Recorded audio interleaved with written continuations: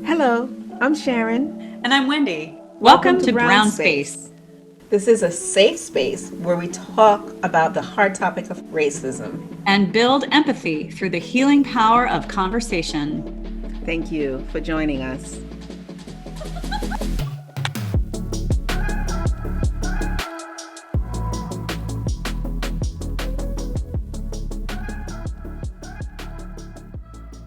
And I think, and you said it, you made a statement, how could our ancestors have done this? But the fact is that there are things are being done now, today, right? And I think that's where that uncomfortableness comes from, because it's not that ownership of who you are, the whether it's the good part, the bad part, the ugly part, the better part.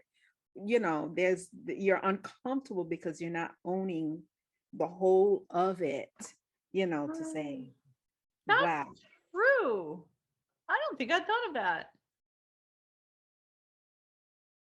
Keep going with that. That's Yes, I mean, I was just saying that it's uncomfortable because you're not you're still saying, okay, our ancestors did this, or this is not yeah, anything that I am responsible for yeah, now, because oh my gosh, I would never do that. But you are on whatever level, because yeah, you are a part of the privileged, yeah, right? You are a yeah. part of it. Oh well, anybody can pull themselves up, and we've had that conversation already, by the bootstraps. I work hard, you work hard, we all work hard, but we know that there is a disadvantage, and until you can own that part that you're playing in that, then you're going to feel uncomfortable. You can't be whole. You cannot feel whole. That is such a cool point. I don't think I had thought about it in those terms at all. Because I know most of my life, well, all of my life, I was uncomfortable. I was very uncomfortable talking about any of this. Um, because as I've said, we've joked, I wanted to be in the happy place where we don't see color and we just all are the same and we get along. And it's not about being the same. It's about acknowledging and appreciating uniqueness and differences. Absolutely. And sure, finding commonality, but not making everyone the same. Mhm. There's a word for that, right? Whitewashing. Yes. Didn't think of that. That's good. That's good. That's Let's not good. Oh my whitewash goodness. it, please. Wow. Here we go. The Yeah. words we speak again. Mm, Right? yeah. Well, and that makes me think earlier today, I was like, wow, we haven't talked about why we call this brown space for a while, but it has to do with white space because you Yes. and I were just casually talking about how we're so busy and it's hard to find time to talk about these hard cultural and social issues and to have space, mental space. And I said, yeah, we need more. I was like about to say white space when I realized how ironic that was. And then we talked Yeah. about what should we, when we create this thing, what should we call it? And it just was like brown space just made sense because it's everyone coming together. It's a neutral color. Yeah. Yeah. It's soft. It's warm. It's earth. Yeah. Yeah. And good things grow in the earth. Yes. Yes. Yes. Yes. Wow. So we're in March. This is Women's History Month. I'm sure by the time this publishes, it might be April, but yeah, Women's History Month, we get a month, and then the smallest month of the year, February, Black History Month, you know. Not even thought of that. Oh, And yeah. what are we gonna do? What obligatory thing will you do for Black History Month? Whether it's a person of color that decides to wear their regalia, and there is nothing wrong with being proud of wearing traditional African garments, and really being reminded and taking time to remind our children of our journey and our heritage and loving our culture.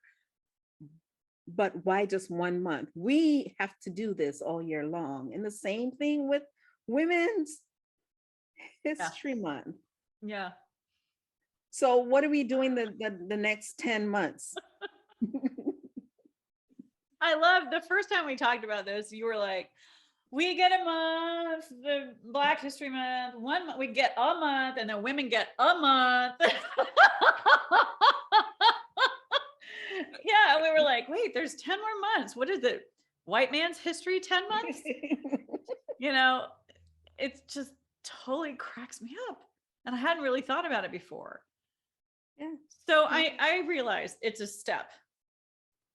But now it's no longer enough of a step. Like, we've made that step. Now we need more steps and just incorporate real history all year long. Yeah. all year long. And hello, own it.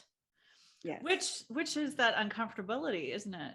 Because if you're uncomfortable with the way women have been treated and you're a man, and if you're uncomfortable with the way African Americans have been treated and you're not African American or any person of color, right. Indigenous, it's like we have to work through our uncomfortable feelings and just deal with them.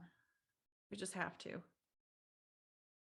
And get past them quickly so that we can start having awkward conversations. Yeah. I think that was one of our first episodes. We did talk about that whole awkwardness because we don't understand, or it's uncomfortable and it's awkward, but it's such a life-changing growth experience for both of us to be able to jump into that awkward space, because out of that, we're going to be enlightened. We're going to see other perspectives. We're going to grow. We're going to take more than a step, just to make me feel better, to make you feel better. Yeah. But we're making steps so that everyone can be better. I think that's what I picked up on, or felt, or was impressed by, or all of the above, with Gordon Parks in that HBO special or documentary, is that he went into uncomfortable spaces. He lived with a gang leader and then presented a profile of this young man to the world in Time magazine.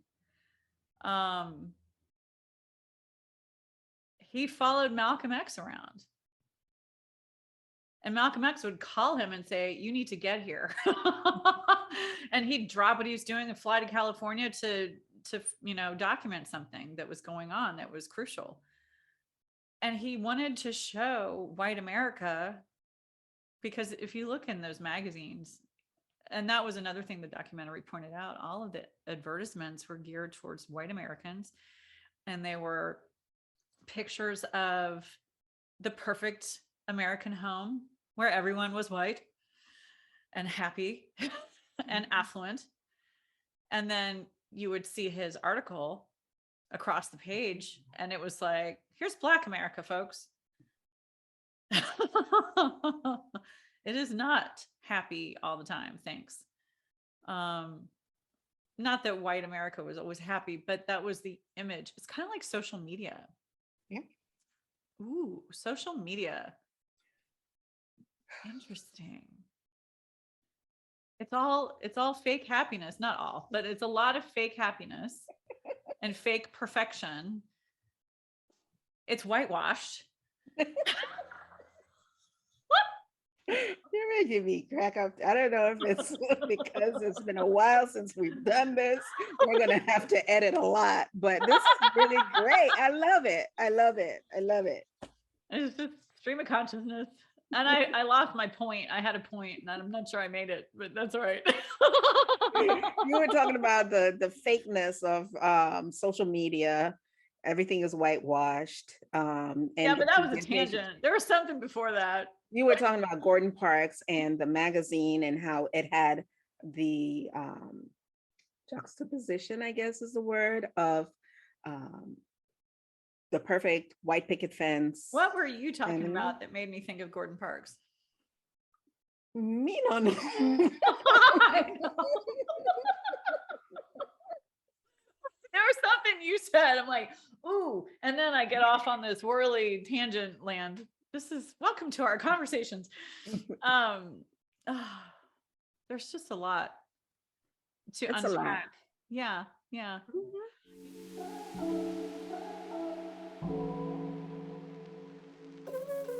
You've been watching Brown Space with Sharon and Wendy. It's been so great talking and sharing here today. We look forward to your comments below, or you can email us at brownspace2020@gmail.com. Remember, you are the light that gives light to the world.